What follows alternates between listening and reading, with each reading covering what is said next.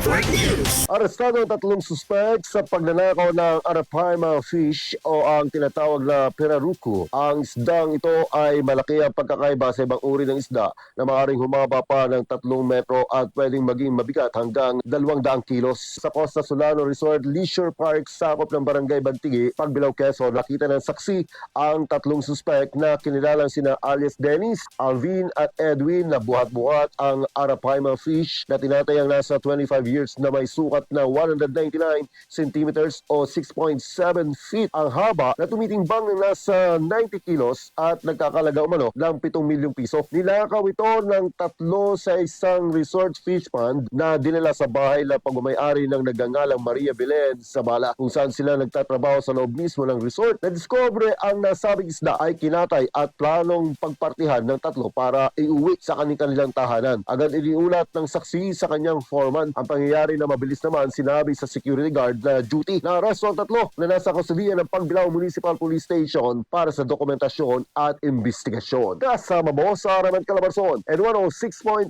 IFM Lucena Idol, Edgardo Maceda, Tatak, Aramen. RMN Network News.